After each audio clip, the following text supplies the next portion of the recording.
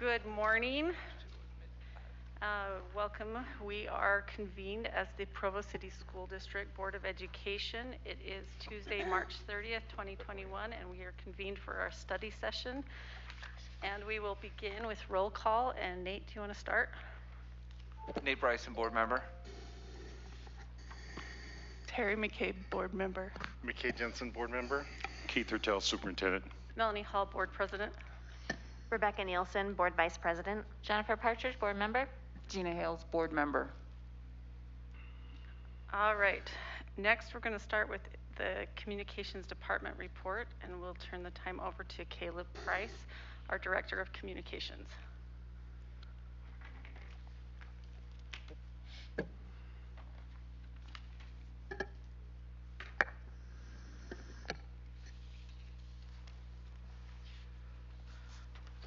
Thank you for letting us talk with you today about our department and our communication efforts.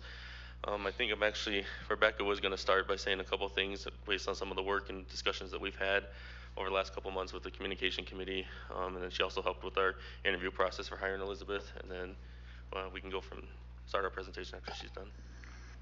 Thank you, Caleb. Good morning, everybody. I have been privileged to work on the communications committee over the last month or so and work with Caleb recently with some communication efforts. And also I was able to sit in on the interview where we were interviewing for Elizabeth's position and where we ultimately hired Elizabeth. I just wanted to take a couple quick minutes to give some quick background on some things I have observed recently and some reasons why we have been interested in having Caleb come and present to us about the communications department. So in sitting with the communications group during the interview process, I was able to, we had some downtime in between interviews, and I was able to talk with them and get a little bit more detail and go a little bit more in depth about some of the things they do in their department. It was really actually quite surprising to find out that there's quite a bit they do that I don't understand and that I don't know, that I don't realize happens on a daily basis. Also kind of surprised and to realize that, not surprised, but when I understood, but as a board, we've been giving them directions on things that we want them to do, but we've been giving them directions that are taking them every which way, that haven't necessarily been clear or that haven't necessarily been helpful for them to know exactly what we want from them. Sometimes some of them even will contradict each other. And so they're feeling a little bit of frustration in their department knowing that we want certain things, but not feeling like we have given them a clear pathway for what we want from them. And also feeling a little bit of frustration because they have these things that they're doing on a daily basis and they're very, very busy as a department and they do quite a bit, but not feeling like they know exactly where to go. So in talking with them, we talked about this concept of point A and point B. They know that we want them to get to point B. We want to see some improvements. We want to see some changes as a board, but we have not been very clear and defined what point B is. And so in talking with them, I thought, we need to help you guys out as a board. And the communications department, we need to be more clear on what point B is, but also we need to let you guys as the communication department use your expertise in your field and help us know what that point B should be, really, because we are not, and none of us up here, communication experts. I don't think any of us work in that field. Am I right? Okay, that was an assumption, but, and so part of the reason, there's a couple reasons for this presentation, for the request of this presentation today. First is so that we can get a really great idea of what you guys do on a daily basis and some of those roles that you fulfill that we are not always aware of. Another reason is that we want to be able to hear those things you do and then hear from you what you feel like your point B should be so that we can weigh in on that and then give our input from there. So that is where this is coming from today, and some of the things I've observed and hope to be able to accomplish through the presentation. Okay, thank you. Is there a clicker, or do I have to ask somebody to move slides? Not the right presentation? It's not the right presentation. It must be in the office somewhere, so we just have to... Okay, this works. So You have in front of you the full write-up that we created, and we're not going to go word for word over all of these things. You can read it after the fact if you want. We really took it back to basic PR, everything that we learned in school, writing a case study for how an EPR firm would do it if they were doing something similar to this. And so this is kind of what we'll take you through. And then we'll all have sections. But really, at the end of this, we want to kind of let you guys know what we think point B could be, and then have a discussion about what you guys think about that, other concerns, questions you might have, and then we can work together going forward from there. So the first thing we have there is our goal. This is the goal that we have on our department website, and it's kind of what we focus on when we are doing our work. And everything we do comes back to one of these things. We either want to encourage and promote our schools, employees, and students, engage our community with honesty, understanding, and transparency, or deliver clear, timely, and accurate information. Sean, I'll let you come up and start the roles section. So we wanted to start out by just telling you a little bit about who we are and how we fit into our department, so you can kind of get a better understanding of the roles that we're playing in our department. And I'm going to start with Caleb and what he does in our department. And the analogy that keeps coming to mind is a quote I once heard. When the circus comes to town, they have a parade, and that's publicity. Behind the elephant is a man with a bucket and a shovel, and that's PR. That's Caleb. He's the one with the bucket and the shovel. He's the one that's staying ahead of the game, going to the meetings, trying to figure out what's happening, and staying ahead of any troubles. So trying to stay in the know, figuring out what he can do to manage situations. I have watched him in the office dealing with the beyond the books guy,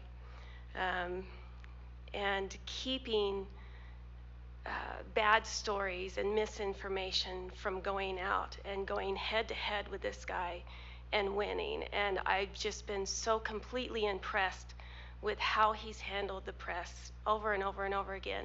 He deals with his PR people around the district, USPRA, that's Utah School Public Relations Association. When he has media call him, he'll email out the group and ask them if they've dealt with this situation, how they would handle it, and how they have handled it before he steps into it. And he really does his research and gets things done.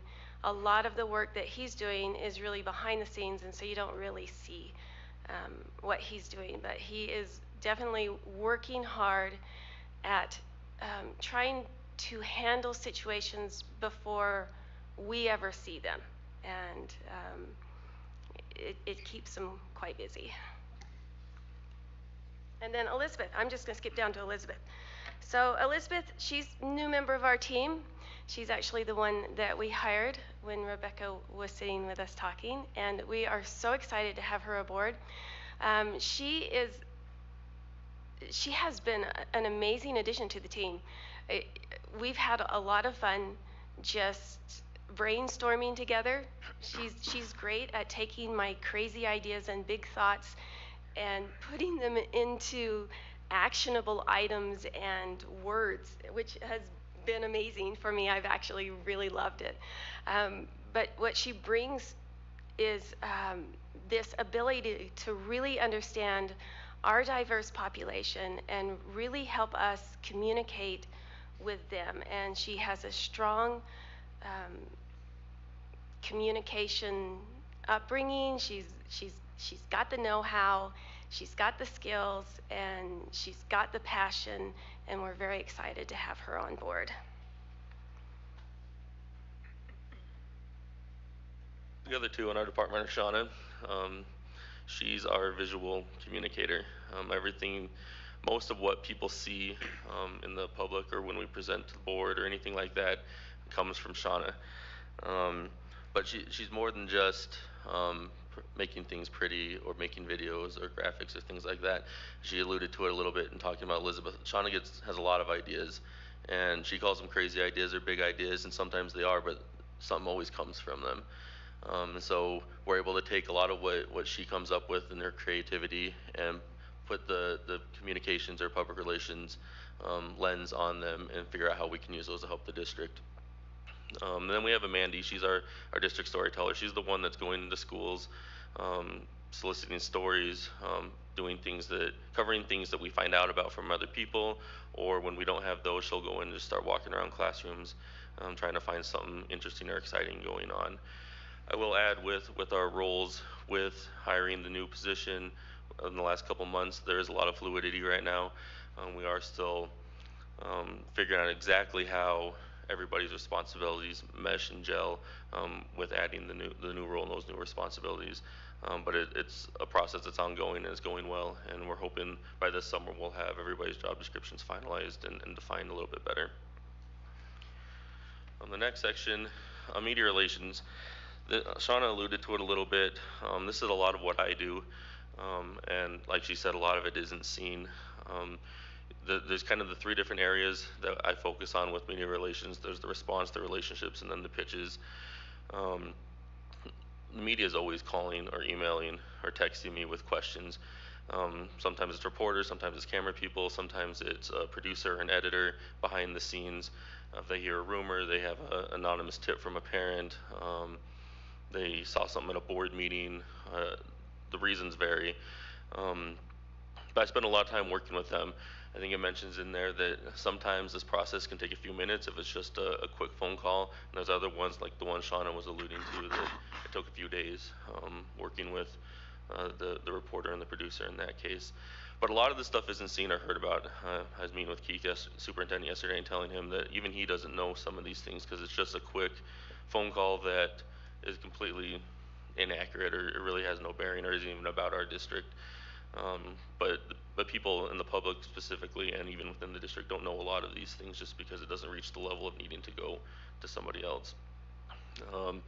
Relationships is the other big part. I've worked really hard over the last, 7, 8 years that I've been here, building relationships with the different media agencies, reporters, camera people, editors, publishers, so that they know, one, how our district wants to handle media relations. The superintendent set it up very clearly that they come to me and then I'm able to either handle it if it's a situation that needs to be handled, or I work with a principal or school or council member that to talk about whatever the situation is. But I've built those relationships and we have that now to where very rarely am I getting calls from a school or someone else saying the media contacted me, can I do this, or I need help with this. They're coming straight to me. And then media pitches, this is one area we'll talk about a little bit later that with additional manpower in our office we're going to do a little bit more and work a little bit harder with, and that's just getting news to different agencies. But part of this also is understanding what each station or each paper considers newsworthy. There's a lot of times where I'll be asked to pitch something to the media, and I'll do it because I'm asked to do it, but it's not newsworthy as far as the media is concerned. And so trying to find the stories that are, or take the stories that as they're written or presented to me aren't newsworthy yet and get them there is what we do. Shauna, you're the next section. Okay, telling our story, our district narrative. This one we get a lot of comments about, and this one is a passion of mine. This is something I work hard every day at figuring out ways that we could better tell our story. And the website is huge in this.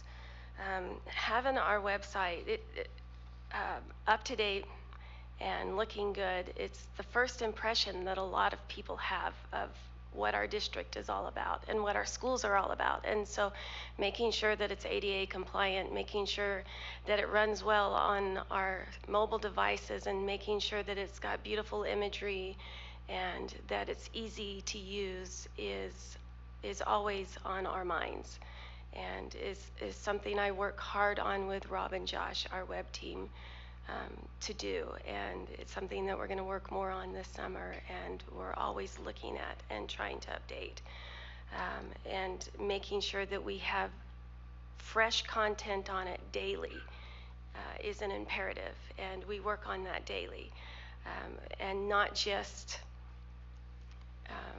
stories, but visual stories, and interesting content. And so the website is something that definitely is something that needs to be worked on all the time and is a daily thought in my mind, not just our district website, but each of the department websites and each of the school websites. And I try to monitor those weekly and look at all the departments and work with the different departments on making sure their content is up to date.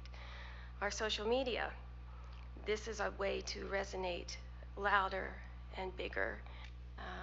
And we just watched this conference, and my favorite social media person, I have a love-hate relationship with social media right now, and it's the biggest way you get misinformation, and it's really hard to fight all that, and I struggle with it, but it's also the best way to get your voice out there louder and bigger, and so it's huge and important. And my favorite social media to follow is the National Park Service. Oh my goodness, if you ever follow them, they're so fun. Their posts are just completely engaging and creative and beautiful, and it's just fun to watch. And they spoke at a recent conference, and I was just so excited to listen to that guy and hear his secrets about it. But what he said, I just loved. He said, it allows direct engagement with the audience. It helps build community, and it promotes deeper understanding of an organization. And that is why I keep coming back to it, and that is why I work so hard to create video, and we all work so hard to create interesting visuals and find the best practices and the best use for our social media. And it's something that we work really hard on to find what is the best, where our audience is, and what is the best use of our, where to put it to get it in front of them, and who. And we're really excited to have Elizabeth on board, because she's really good at this, and she is taking control of the social media, and she's really good at the statistics and that back-end stuff, and helping us figure out where to put what and how to engage the right audience. Our content creation, working on content creation and the campaigns, those go hand in hand, really. To further our narrative, we need positive stories daily, and we work on creating those positive stories daily that we get on the website and we get on each of our social media. And we try to tailor that content to fit the audience of whichever social media or whichever platform we're putting it on. And then our campaigns, it's more of monitoring what we're seeing on social media and monitoring what we're hearing at our meetings and what we're hearing around the community and what kind of disinformation we're hearing, and then creating campaigns to either combat that disinformation or send out positive messages or information that our community needs.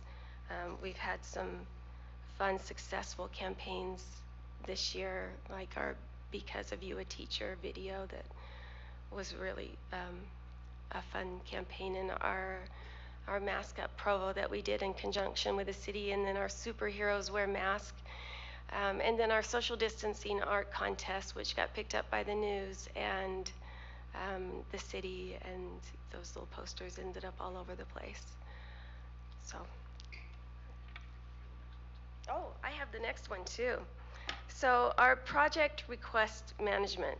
Now, we are not just doing these stories and for us, we also have departments and schools throughout the district who come to us with communication needs. Some of those examples are down there, like the CTE Awareness Month, or a quick reference report that we put together for a business department. And we have all sorts of different projects that we put together for different departments that they might need help with promotion. We love it when departments come to us for help with their communication, and we want them to come to us for help. And we just wanted to make you aware that we're not just managing that district narrative, but we're also working to promote our different departments within our district and working to help them tell their story and work through these projects. And when we do these projects, a lot of the times what you see is my face on it, because I do the pretties, I do the video, I edit the video, and but it's always a collaborative effort. Caleb is behind the scenes helping craft the message, Caleb and Amanda, and now Elizabeth, and it's never a solo act. It's always us working together, bouncing ideas off of each other, and it's really fun down in our office. If you were ever to see us working together on some of these projects and figuring out how to do it, that magic happens because we have this good working relationship where we can bounce those ideas off of each other and figure out the best way to make it work.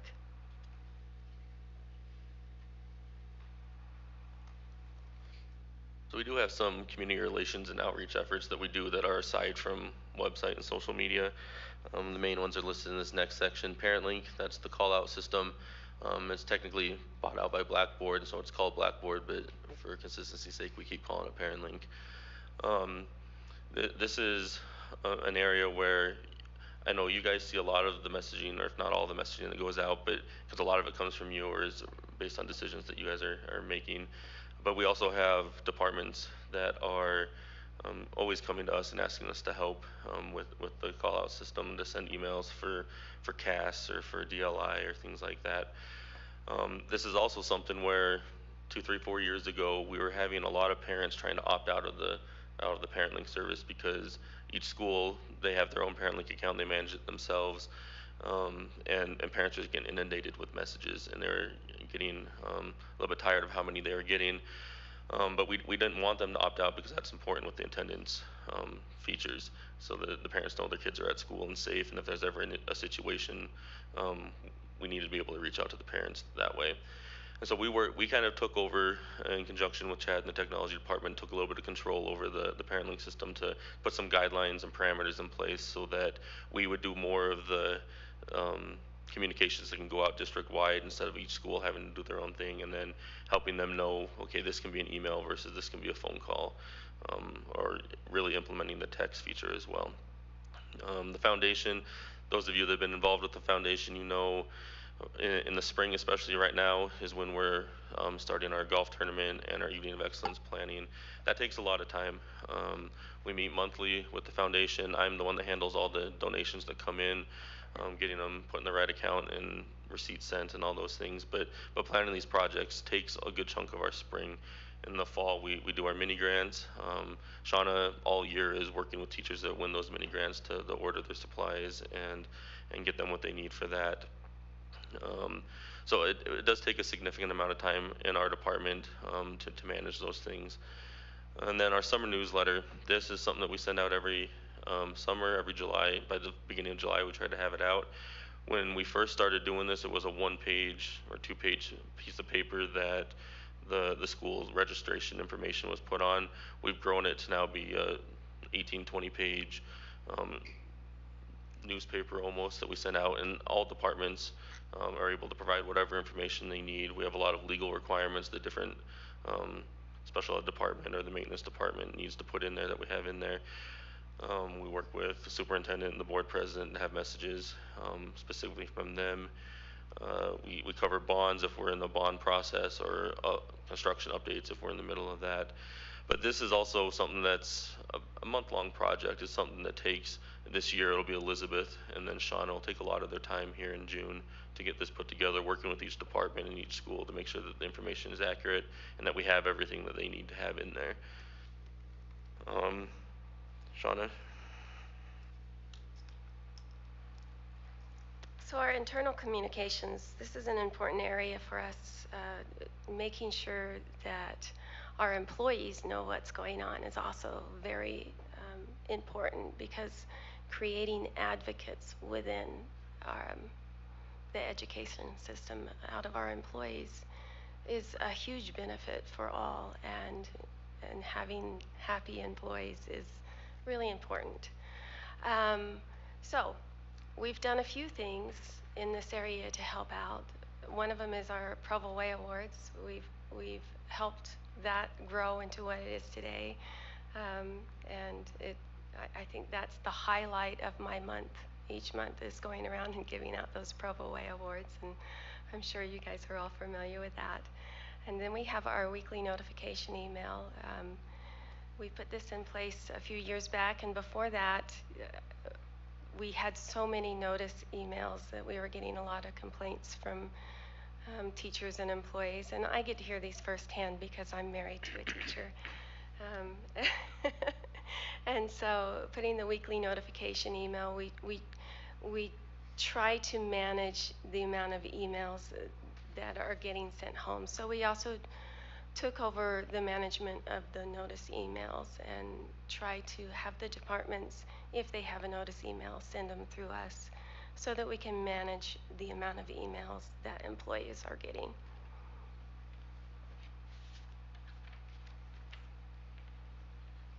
And the last part that's kind of looking at what we do now is this crisis communications section. Shauna mentioned some of these a little bit in some of her previous sections, but a lot of what I do falls into this category. It might not be seen as crisis communications because a crisis never comes that needs it, but most of the work for crisis communication comes before there's ever a crisis. And so going to all the meetings, being part of the council meetings or board meetings, building relationships with people across the district, trying to kind of anticipate where problems could come or what might happen, or preparing for things that we see happen in other districts that we know, while we never want it to happen, could always happen here. Monitoring social media is a big part of this. A lot of times rumors, we start seeing them on social media, and so as soon as we see those rumors, if it's something that's concerning, I'll start working with, in a lot of cases, Jason or Doug or superintendent to find out if there's any truth to this and if we need to pay attention or prepare anything for that. And a lot of times nothing comes of it, but we're always ready for it in case it does. I won't spend too much time on that, just so we can get moving on. The rest of this is starting to go into the moving forward part of what we're looking at. The next section, we sent out a survey to all the board a week and a half ago, just with some, I think 10 questions about, or 9 questions about our communication department, the work that we do. And the purpose of this survey was to understand what the board was thinking and wanting in some cases, try to understand better what you guys know about our department and the work that we do. And we want to be able to use these results to kind of build that bridge to where we can have a better understanding between the department and the board about what the expectations might be and how to work together. We still have a couple, I think 3 that we're waiting on, so I'm not going to talk about the results of the surveys today. I really want to get all the results before we do that, just so we can have a clear picture of what the board is, each board member's thinking, and as a whole kind of see the themes that are coming out of that. And so all I'll ask here is, if you haven't completed that survey, if you're having trouble completing that survey, let me know, and we can if we can get those results as soon as possible, then we can use this information as well going forward. From what we do have so far, there's a couple themes that are coming through, but there's a lot of very differing opinions and answers, kind of the things that we've been seeing and trying to work through. And so we're hoping that we can bring that to light a little bit and come to some conclusions together and working together.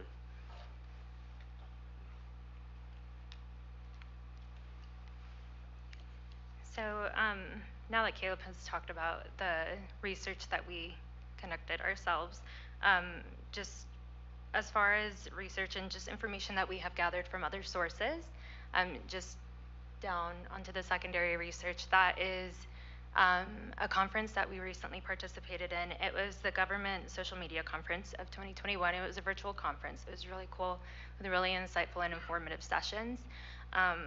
During this conference, it's government officials and government professionals, and their communications teams that are coming together and then just discussing all the different strategies, tips, tricks, and any specific updates. It's also pretty cool that there's leaders and just experts from the different social network industries, so like Instagram, Facebook, LinkedIn. There's leaders from those companies and those platforms that are telling us about updates and things to prepare for. So really insightful. We learned a lot. So just some takeaways. I'm just going to highlight a few of them. There was one that really stuck out to all of us, and it was to just drive people to our district website, serving as that one source of information and just directing them over to the one place that is kind of serves as like the hub for any kind of information that is being put out from the district is really beneficial, and it helps establish a lot of trust and credibility. And then just moving forward a little bit, it was also discussed when it comes to translations. So Spanish translations should be a part of the project and a part of the process, not only as a follow-up project or a follow-up process. Somebody said, don't bore the bilingual brain. So I thought that that was really cool to not put it out in English, put it out in Spanish, and then be like, there you go. No, you have to treat them as the same audience. It's just a different language. So don't bore the bilingual brain.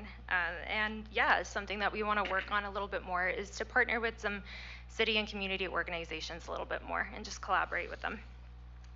So looking overall at, now that we've seen what is being done, what has been done through our department, kind of did a situation analysis. So we looked over our strengths, our weaknesses, our opportunities, and our threats to our efforts and our department overall. So one of our strengths, I'm just going to go over one in each one. One of our strengths is we are a very synergistic group of innovative problem solvers. When it comes to creativity, it's not just about the visuals, it's not just about fancy words or anything like that. Creativity really comes in handy when you're thinking of out-of-the-box solutions to some problems or issues that we're facing. So when we all get to come together and collaborate and then just kind of throw out these ideas to address a certain issue or how to best present it to our publics, it's really, really cool. And honestly, that's what fuels our fire. It's awesome. Our weakness, one of our weaknesses is a lack of information accessibility to all audiences. Kind of went over this a little bit from what we learned with the conference, but making just all of the information accessible to all audiences, regardless of language barriers, cultural differences, or socioeconomic status differences, and just making sure that we're reaching them and we're speaking to them every single time that there's information being disseminated throughout the district. An opportunity that we see right now, and this is why we did the survey and everything, is just to gain a better understanding of expectations and the overall vision of the board members and district administration. We like to hit the mark. We don't like shooting in the dark. So just understanding what you would like to see, that's kind of the overall hope. And so we see that as like our greatest opportunity. And a threat that we see is also the distribution of misinformation. When misinformation is just, it's one thing for it to be community started or just an external source putting out this misinformation, but it's another thing when it's just muddled through or anything. So yeah, we see that as the threat of distribution of misinformation.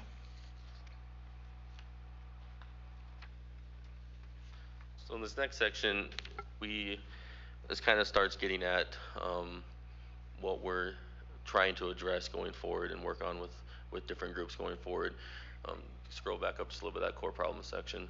So this is what we in our department see as kind of the main problem that we're facing, that we want to address and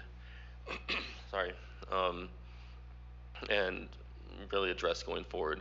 So there's three parts to it: a lack of transparency of expectations. We talked about that a little bit. I'm just trying to better understand what the expectations are from the board, from other groups. A lack of a collective communication approach across districts and departments. This is something that we're constantly working on, but we feel the need to improve, and that's working with all groups across the district. And then a lack of balance between competing messages and priorities when impactful decisions are being made.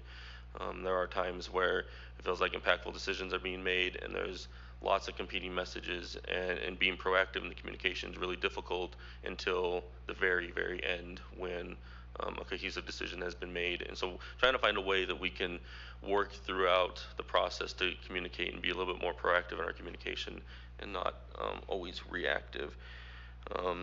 And while it sounds a little bit dire, it really isn't our intention, but if we don't resolve it or realize these problems, is going to lead to more reactive communication instead of the proactive communication that we want, and that just hurts the district and the community, and it affects the support that we have.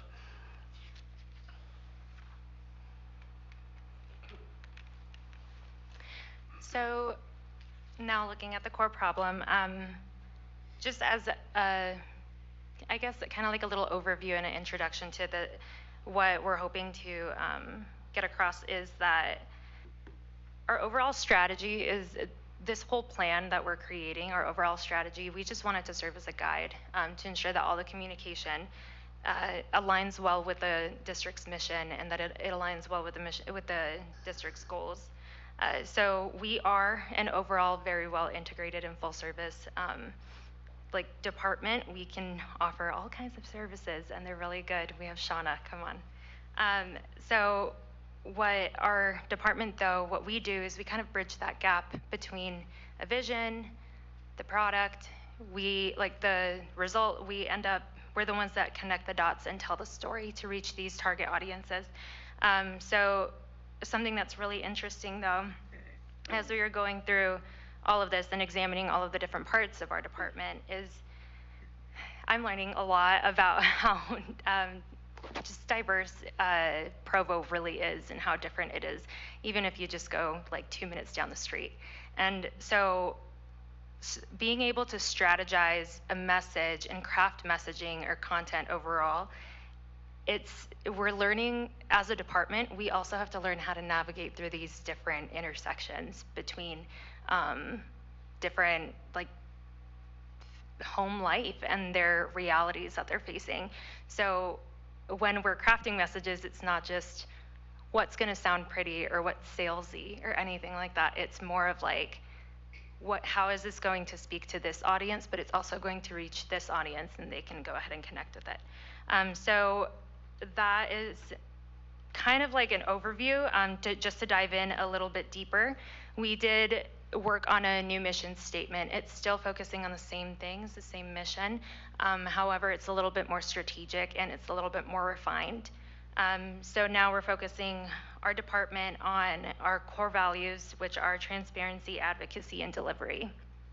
So with our transparency, we just want to make it clear, like to everybody, our audiences overall, and we just want people to understand that whenever the district and our department approaches any situation, we're doing it with integrity, and we always want to make sure that we're doing it ethically and that we're respecting each population. And when it comes to advocacy, we want to support our communities, we want to support our students, we want to support our staff and everybody. So making sure that that each one is heard and that we can apply our skills to advocate for them, that's really important to us. And as far as delivery, yes, we deliver timely information, we keep everything up to date, but we also make sure to deliver a certain level of excellence, and we always aim for that next like just level, I guess, of achievement, because when we aim for that and then we end up reaching it, that's a huge pat on the back, and then we all do a high five in our department. So our goal as a department is to increase our department's understanding of board members and administration's expectations, which in turn magnifies communication efforts to just keep framing the district in a positive light in the public's eyes and in public opinion, and to also increase external support. Overall, I feel like this has been the goal. Now that it's written, now we can all work together and we can stay focused. So 3 objectives, 3 things that we would like to work on to make that goal and to reach that goal, achieve that goal, is number 1, like Caleb was saying, we would really appreciate the participation, the remaining 42.85% of participation on that communication survey. It really gives us a huge insight as to what you would like to see and those expectations.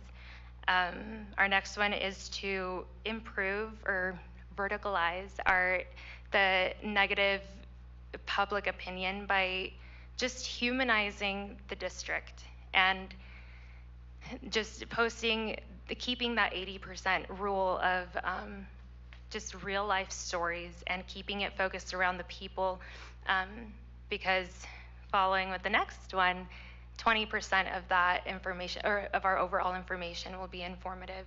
So we will measure those last 2 in a year. I feel like that would be a solid window to be able to look back, evaluate, and measure how much of it was responsive, and to see how people, and just all of our audiences, are feeling with that kind of strategy and approach to it. Now, specifically about our key publics, I feel like when we look at our key publics, or when anybody thinks about our department's key publics, we think Provo community, which encompasses a lot, and then we think employees. So internal and external key publics or audiences. However, they're broken down like a lot. And like I said, when it comes to crafting messages, it's really important to know who your audience is and know how to reach them and how to better understand them. And again, as you all know, Provo is a mixed bag. So the Provo community, it includes parents, students, as well as business owners, community members without children, media, local government, racial and ethnic minorities, different socioeconomic groups, and university students. So when we're crafting our messaging and trying to promote that external support, we're trying to speak to all of these people at one time. And so that a lot goes into that. As far as employees, administrators, teachers, staff members, elected officials, I feel like we all have that mutual goal, that mutual passion, and that mutual drive of communication, of education and communication. But with the Provo community, it definitely gets a little bit more tricky, but you've got us, so you're in good hands. As far as future plans to be able to make this all possible, some of our plans and project ideas that are in the near future, I'm just going to list a few of them. So like Shauna was saying, it's a website update. I know that has been discussed a little bit, and that is going to be a summer project this year. As far as when we'll start like hitting the ground running, that's kind of going to depend on the specific areas that need to be improved. Like we were saying, the accessibility to all audiences, that's already being done. I am fluent in Spanish, and I really like making sure that they're getting that information. I know that my mom appreciated it when the information was available to her instead of having 8-year-old me translate it. So another one is just a community monthly newsletter, something that we want to implement and something that we would like to do starting fall 2021 is in a monthly newsletter just distributed throughout the entire community, just recap like all of the highlights and just promote any upcoming events and opportunities for community members to get involved and support our district.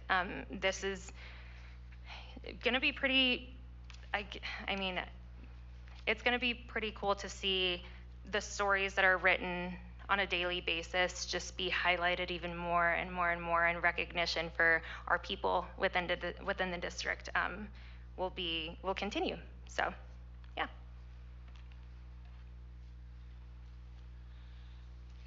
If you can scroll down to the end, our kind of point B slide. So everything that Elizabeth just went over is kind of going into what we're seeing as being our point B. a lot of it comes down to a little bit more proactive communication and some clearer expectations between the department and the different groups that need to work with us on whatever those expectations are.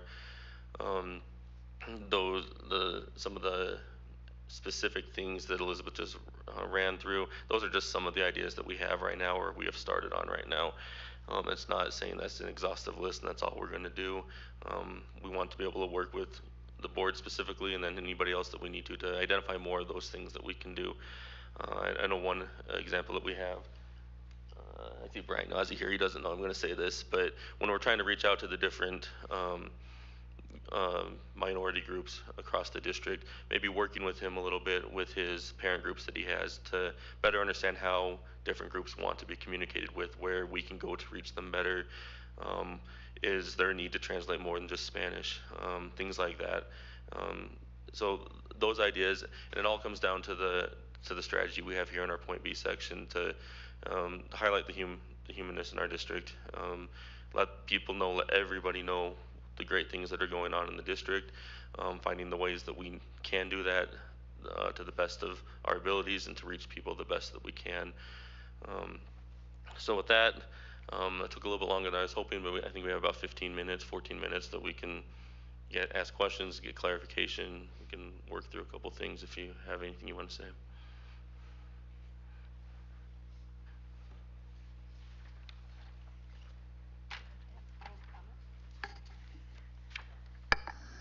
Okay, I'll start. So I have a few observations from your presentation that I just want to make some quick comments on, and then I have a couple questions really quick, if that's okay. First of all, one of the observations I had was it sounded like there was a lot of emphasis on the website. I love that at your social media conference you learned to direct everything to the website, which makes so much sense. And so I was really happy to see that that's one of the projects coming up for this summer. I think we have a great website, but it's not my primary source of information for the district. When I look for information, I don't go directly to the website. And so I think that will be a great project for the summer to help kind of transform that and make that happen, make that more of a priority for people. I love the slogan, the every student by name and need. That's great. And then one more observation / question. With the duties you have with the foundation, that one in particular doesn't scream communications department to me. I know that everyone in the district is busy and has a million things to do. But I wonder if that is something that should necessarily be on your plate as a department. It doesn't feel like it matches the job description, and that just may be something we need to think about. I don't think necessarily that you shouldn't be involved in a communication aspect, but running the golf tournament and things like that doesn't necessarily make as much sense to me when I look at all the different things that you guys do. So maybe that's something we need to think about, see if that's something we can move to somewhere else, or give that responsibility to, I don't know, someone else who maybe has extra time. I don't know where that comes in, but it's just an observation. That just didn't match the description of everything else you're telling me. So maybe that's something we can put out there, or I can just put out there. Okay, so question for you. On the stat with the 20% and the 80%, where 20% will be informative and 80% will be humanized content. I love the idea of humanizing the content, and that makes so much sense to me from a marketing perspective and draws people in, helps us to tell our story and control the narrative of our story.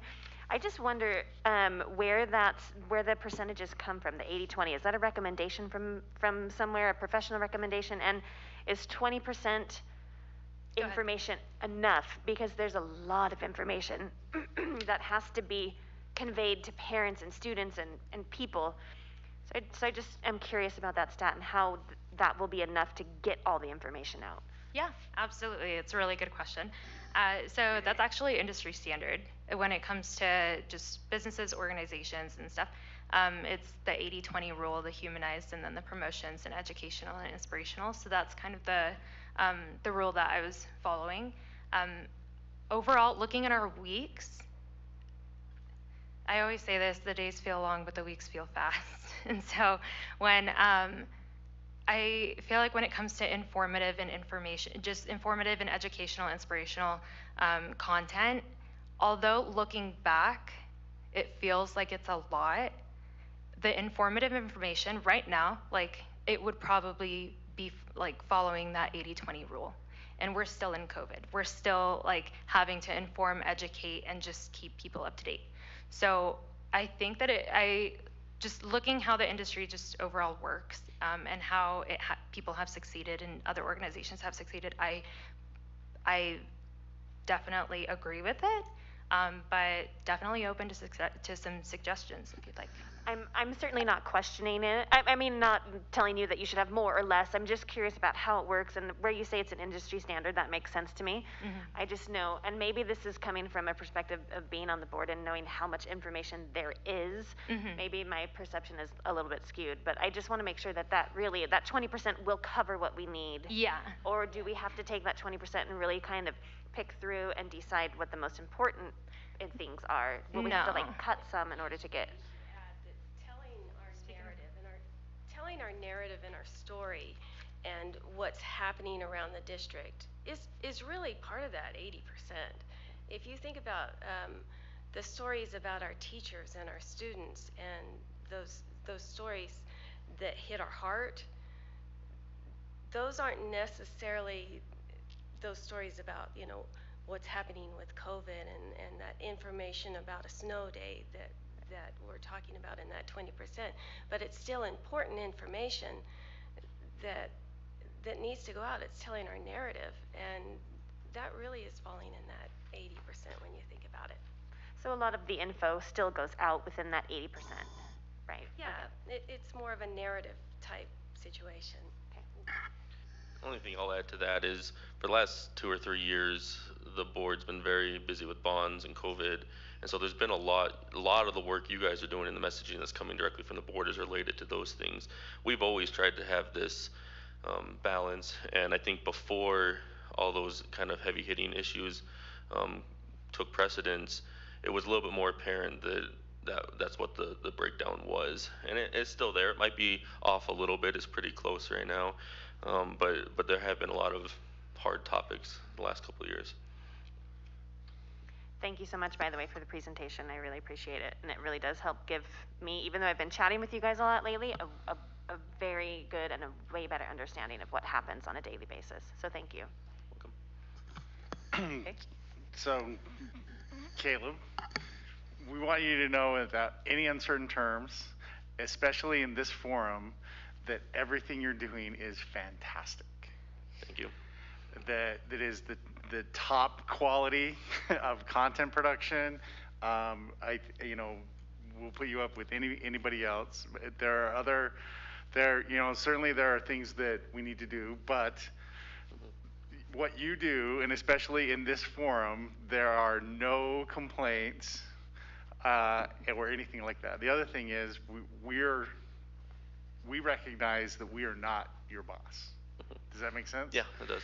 And that makes that a difficult thing. But if there's one takeaway, is that in the things that you presented today, there are, those we have absolutely no complaints, and we appreciate how much that in a medium-sized district.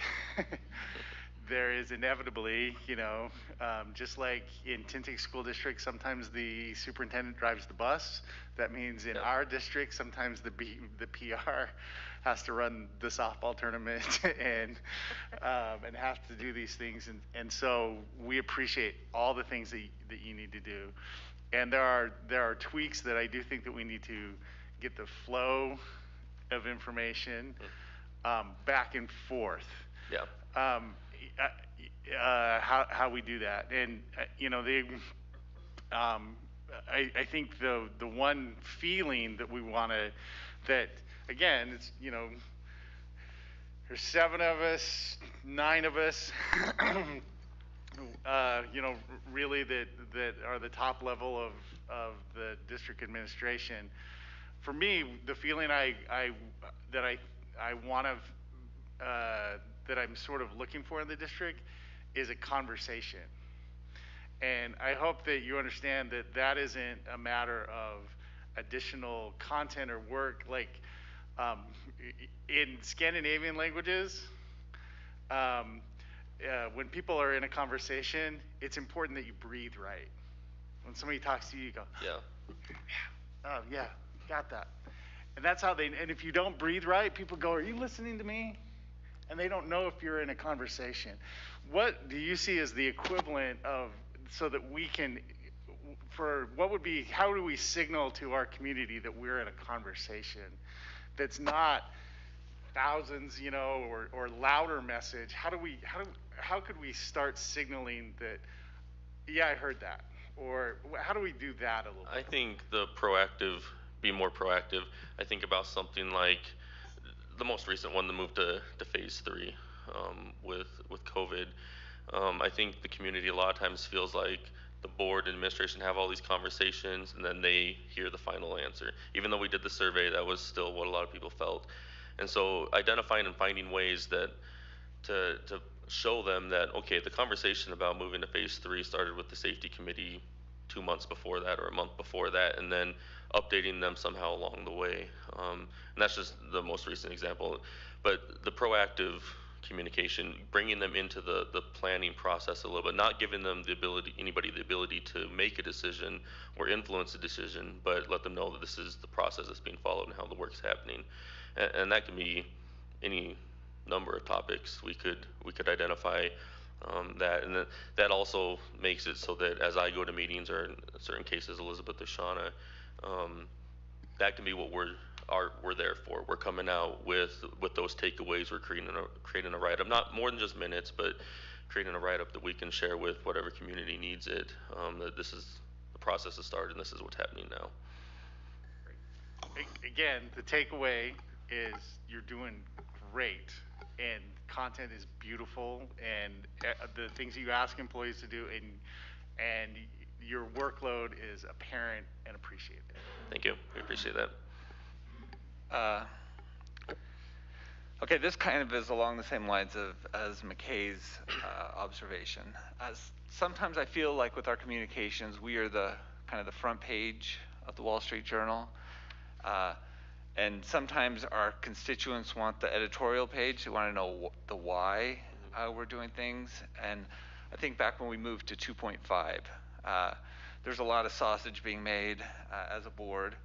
And the community is all, why in the world did you guys start the high school a week later? That makes no sense. But really we had to come to a consensus, and there's actions behind the decisions, and there's thought behind the decisions. And I don't know if you guys can even be part of that, but as a board, and this could just be me, a lot of the frustration, and I don't even mean it's frustration, it totally makes sense, is we're not making the arguments to the community. And maybe it isn't the communications department to make the arguments. That's probably the board's job. But as a community, so many of them are like, you guys are just pulling these decisions out of a hat. None of them make any sense. And so that's sometimes my frustration is the community doesn't know the whys of the decisions that the school district makes. They know the whats. I mean, this is great. This is the whats. But I don't know that we get to the whys sometimes. And I don't know how we get there, if that's even your mission or if that's something you can even do. I think that's the balance we're trying to find. Kind of what I said with McKay's comments is, if we can find those ways to be more proactive, and I'm saying we have to find them. We haven't been doing it as much as maybe we could or should. But if we can find those ways to be more proactive and find the ways that we can share that information ahead of time, where it isn't us making the argument, it's us informing the process and the whys behind the thinking at that stage in the process. I think that would be helpful and be able to alleviate some of the frustration or concern that people are feeling that way. But like I said, it's something that we'd have to implement and try and see if that's the right direction, and if it's not, we could reassess at that point and try something new. That's my initial thought, is that's the best way to address that. And I know it's an impossible task. So I realize that because, you know, Terry and I, we disagree all the time. Right, Terry? So whose argument are you going to use? Whose position are you going to use? You're stuck in an impossible And that's situation. the hard part. And so focusing more on the process instead of this board member said this board member said that, there was a discussion. It's talk about what happened in the overall meeting, overall process, so that you can see that there is a lot of work going on before any decision is made, and they know what that work is. Go ahead, Jennifer. Thank you. This packet is fantastic, and to get more details about exactly what you guys are working on and your different responsibilities, I love that. I want to say what stood out to me was the couple points you guys made about the humanness and bringing that to the forefront, and I think that's really important. And what I was going to say kind of relates to what Nate was saying, is that I think it's great to have that in the stories that we're proactively doing, but also if we can then take that to the next level in our, for example, the parent link communications. The NSBA recently offered an online seminar about communications, and I was intrigued by it, so I attended. And their presenter, one of the things he said was, in your communications, be professional, but casual and conversational, not corporate. And I think that in our parent links especially, we've been very to the point, and that to me doesn't have that conversational and the humanity of it. And so I think if we're just acting more as we're having a conversation with the community, then some of the explaining, which I do think is important, the whys behind certain things, I think then that will feel more natural and be more cohesive with what we are intentionally putting out on our website and social media, with the stories and things that we're doing. So I think addressing kind of the proactive process communication will help with that. It's really hard to be conversational when you're telling them this is the decision that's been made, and this is how it has to, the process that they have to follow now to get their kids to school or whatever the case might be. And so I understand that, and I'll admit I'm not the most, they joke that I'm not bubbly. They bring the bubble into our office. So I know that's not my conversation style as much, but I'm hopeful that if we can let people know the process just a little bit more, it allows the communication to feel more conversational instead of having to get very specific information out at a very specific time so people know what to do in a couple days or next week. So I just wanted to add a couple things, or did you have something, Gina? Go ahead, and I'll go after. Okay, just really quickly, thank you for the presentation. Thank you for your hard work. I've said it before and I'll say it again. I also really appreciate the push, and I don't know if it was happening before and I just didn't see it because I wasn't on the board, but I appreciate the push to include different languages, particularly Spanish. That my district has a lot of Spanish speakers, so I appreciate that. And as far as what everybody else was saying, I have found that, and you guys have an impossible job. Well, we want you to do A, B, C down to Z, and then double A, and then we go to triple A. And I appreciate the hard work that you guys do. I have found that I have had to do some of the follow-up with my own constituents and with emails. And so you guys will put something out, and then I say, this is why I voted the way I did. This is why I did these things. So I think part of that is on me. And part of that is I have a lot of non-Spanish speakers who are very concerned about the Spanish speakers in our district. And so I know when the last survey went out, I was trying to communicate to Keith and to Caleb, can we make sure it's in Spanish? And then when I got mine as a parent, I didn't see the Spanish, any Spanish speaking. So then I emailed you guys, I'm like, what happened to the Spanish? We need to have the Spanish. And then you guys explained to me that it went out to those parents. So I don't know, and this may not be important, but I don't know if we could even just put something in there, like even in Spanish, like if you need the Spanish link, just use the Spanish. Is there like a link? Do they have to have a specific link, or can they just click on the link and then the link and then fill it out? If it's if we have both an English and a Spanish version of the survey, there's individual links. Okay, it would be great, because then I could copy that and put it on my stuff and hope. I don't know that anybody reads any of my stuff, but at least it's available. Yeah, we could do that. We could put both links at the bottom of even the English side, so that anybody that does get it and needs it That would be or great. you can use it to, That would be great. And then when, because people were a little angry actually, like they didn't include the Spanish. Oh, no, I checked. I checked and there was Spanish and they did their job, and maybe that would just help with communications as far Yeah. as they can see. yeah, as make you it more are doing visible. that We work. can do that. But thank you guys. You guys are doing a great job. Thank you. So I just wanted to add that I really appreciate this because this gives me a new perspective of what you guys actually do. And I know that you guys work hard and you've done a fantastic job. The one takeaway I'm taking from this is that we as a board need to come to some sort of consensus to help you. So that's something that we will work on and figure out from the survey that we are all over the place. And so we need to figure out exactly what we want and go from there. Yeah, and with that survey, it's not a problem. It's not bad that there's differing opinions, but it's understanding that they're out there and how we can help understand what we need to do. And then also, I think it's good for everybody, for you guys to see that there are the differing opinions in so many different places. And so when we hit those subjects or topics or discussions, we can have that in the back of our minds as we work together to come to a solution. So whoever the 42%, 42.85%, we will get those finished. Okay, thank you.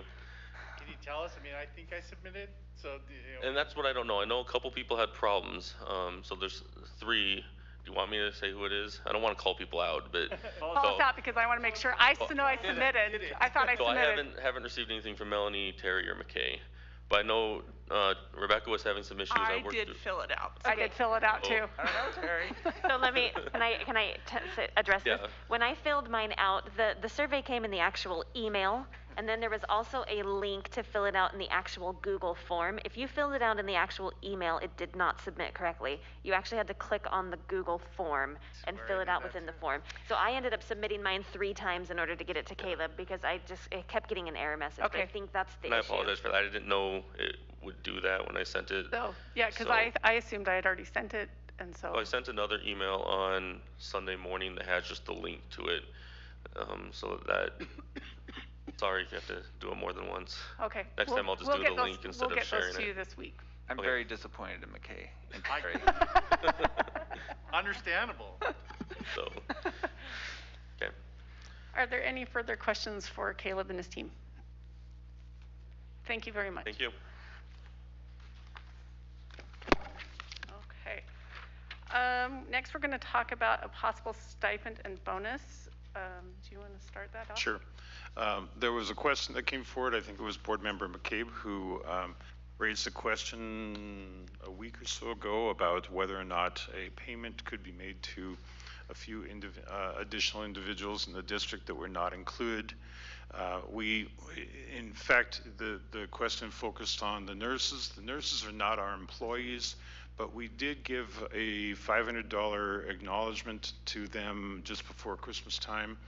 And we are very much in favor of doing that kind of thing again, whether it's 500 or could even go to 1,000.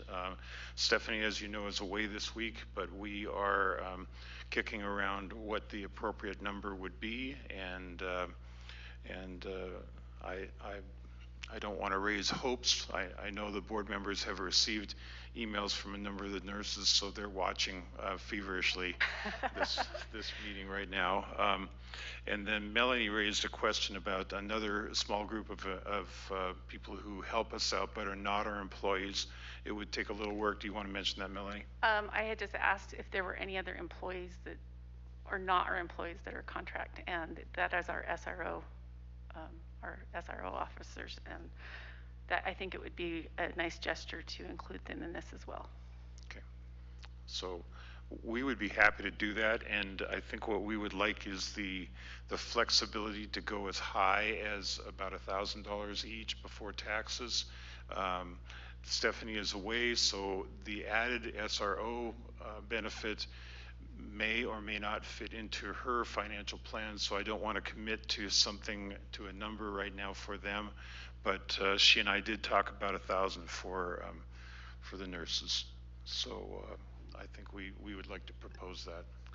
That was me that recognized the nurses, and yeah, there's only 6 of them, so if that could be possible, Yeah, that would be we can nice. get that done. Yep. Because of all the extra things that they've had to do that are outside of their normal job description this year, with all the contact tracing and the test to play every Monday morning at 6 o'clock at Provo and Timpview, and all the other things that they have had to do, I think they deserve it. Thank you. And I think that I saw Jason back there waving his fingers around. He was holding up 7 fingers. So it seems like our nurses are reproducing here now. So Does that also include Suzanne Livingston? Suzanne Livingston's on that list. Yes, Okay. she has been a real big help with us on behalf of the health department. So. Yeah, I have to say, and Melanie attends these meetings regularly, the safety committee meetings start off with data. As you know, that data has been collected infallibly by the nurses. So yeah, it's been invaluable what they've done for us. We wouldn't have been able to coordinate our responses as a district without the data that they've provided. So yes, we would like to acknowledge that. So a point that Stephanie made to me is that we may want to reach out to them because if they go over $600, they will have to pay self-employment tax. Mm-hmm. So just something to consider. Thank you.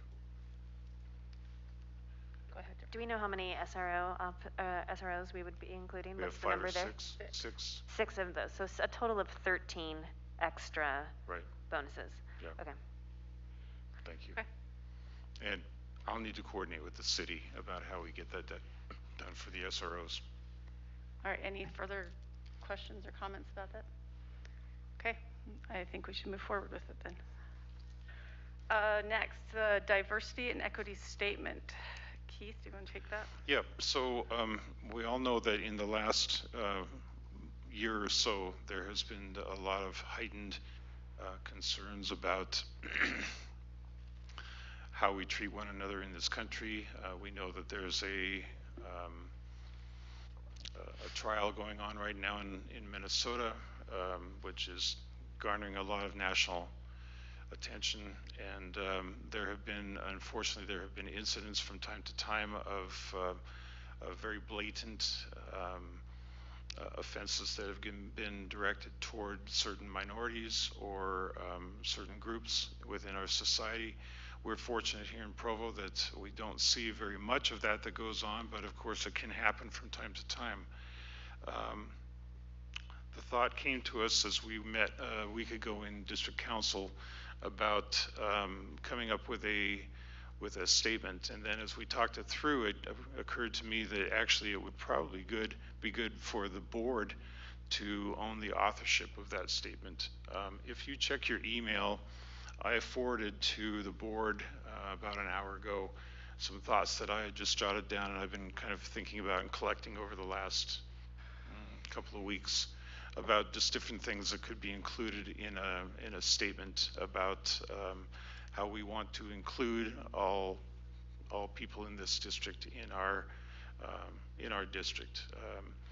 We have over 30 languages that are spoken here in Provo. We have quite a variety of backgrounds, and we want to make sure that we are being very inclusive of providing both an education system and also daily interactions which respect one another.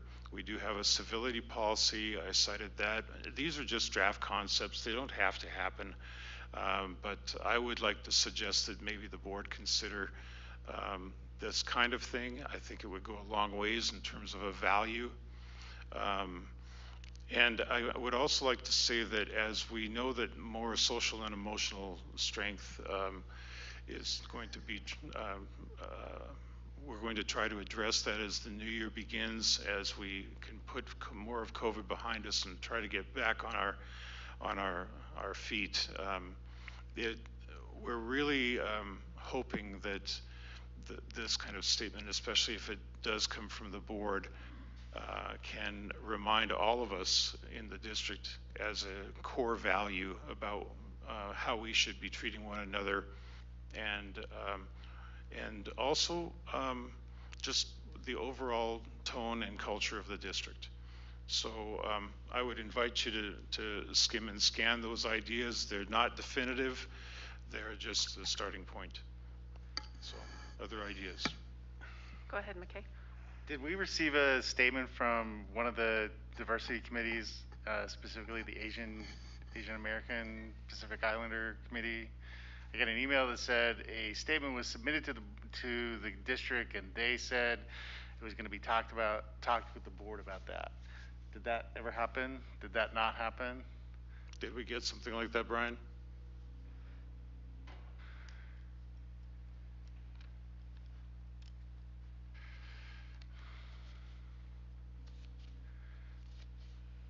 Good morning. Brian Yazzie, Diversity and Equity Coordinator. They did not offer a statement. It was a recommendation. Okay. And the recommendation was to draft the statement. Yeah. Okay.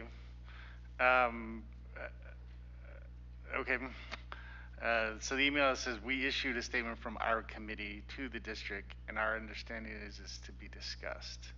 We're hoping that there'll be a timely response. So, you know, I understand that, you know, this is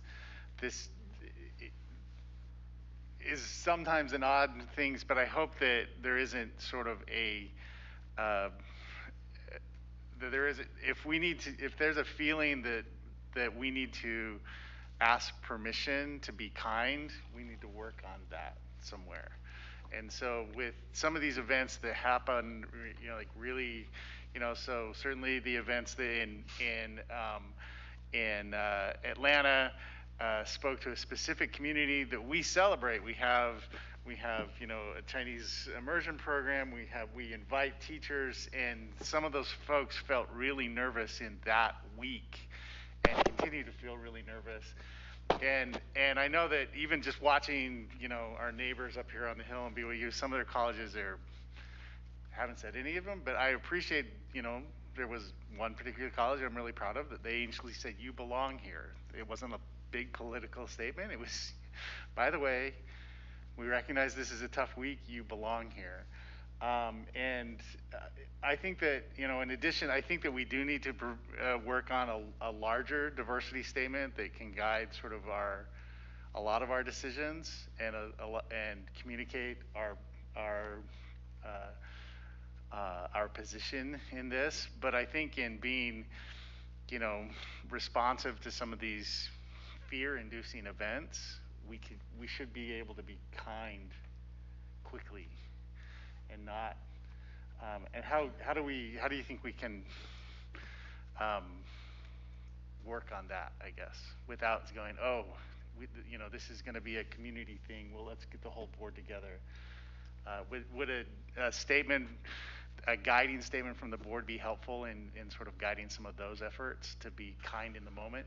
I think that's what they're searching for, is to feel like that they are part of the district, part of the community, that their district understands their feelings and emotions and concerns about this. I mean, it's definitely a very sensitive subject, but it's also one of the things that I've learned a lot about these committees is the cultural aspect of these groups of people. And as it was explained in our last meeting, that traditionally, especially traditional Asian people, keep a lot of those emotions within. They won't even express or let people know that something has happened to them. And I think that this is a way for the district, at least they're hoping that this is a way for the district to show that we're on your side. We care about you. We're not going to tolerate racism.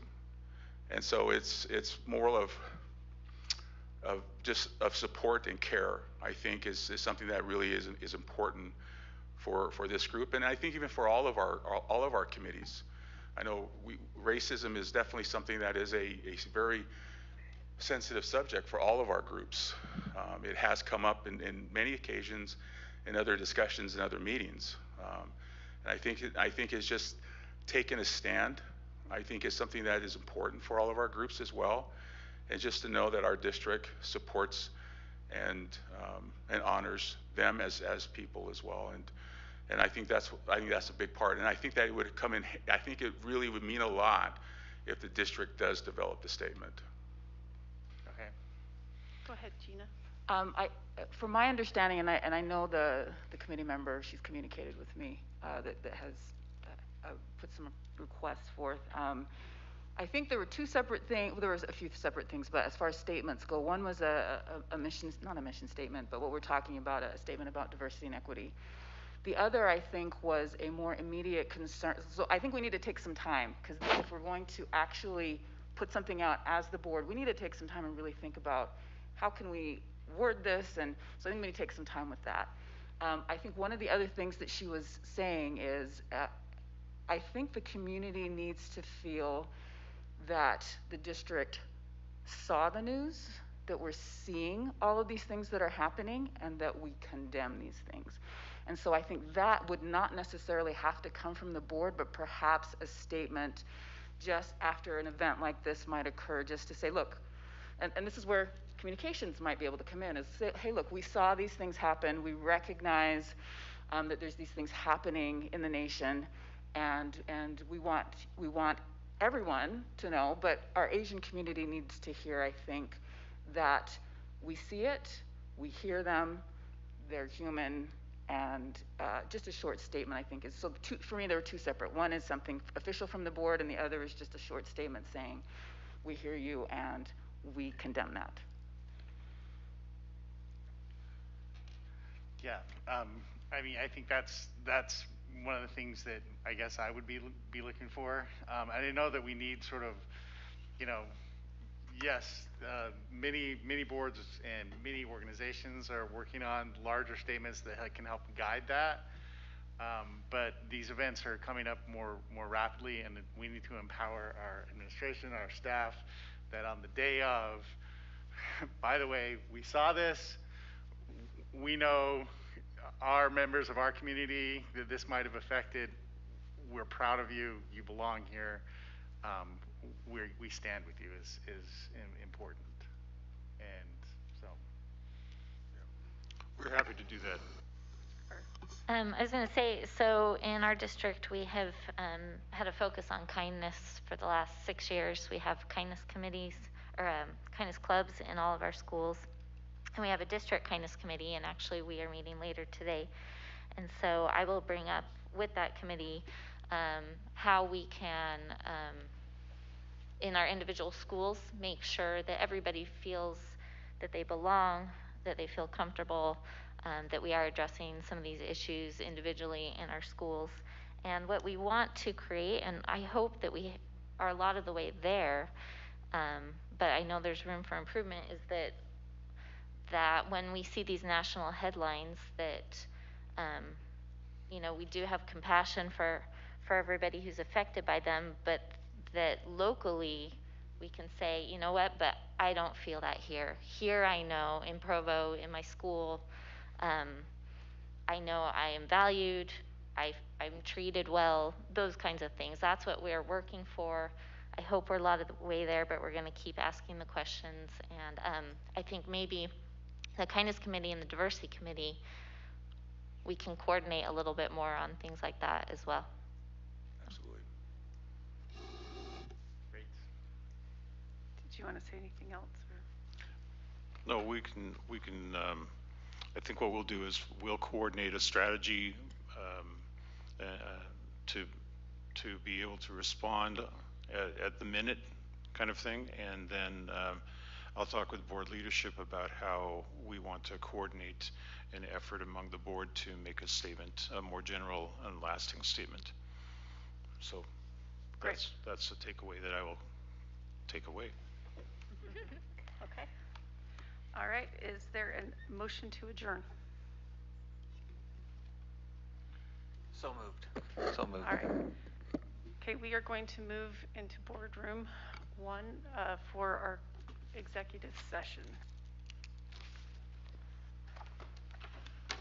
Caleb and team, thank you. Good job. Well done. Thank you.